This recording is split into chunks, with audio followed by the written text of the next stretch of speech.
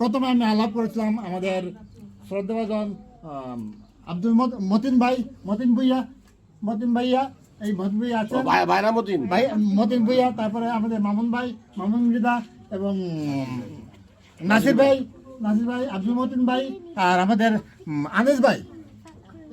এই যে আজকে যে স্কুলটা হয়েছে এটা অবদান আমার না, এই অবদান এই 5 জনের। ওনারা আমাকে উৎসাহ দিয়েছেন, সহায়তা করেছেন। আজকে এতদূর পর্যন্ত আমরা আসতে পেরেছি তাদের জন্য। তো তারা যে সাহায্য সহযোগিতা করেছেন, এইভাবে আমরা সবাই এইভাবে সাহায্য সহযোগিতা করি, আন্তরিক থাকি, তাহলে আমরা ইনশাল্লাহ এই স্কুলকে একদিন কলেজে, একদিন ইউনিভার্সিটিতে রূপান্তরিত করতে পারবো। সোমালিয়ানদের নিজস্ব স্কুল আছে, আমরা আমাদের একটা নিজস্ব স্কুল করতে পারবো ইনশাল্লাহ। আপনারা সবাই সহযোগিতা করবেন। জাযাকাল্লাহ খায়ের। আচ্ছা, আরেকটু কথা বলি।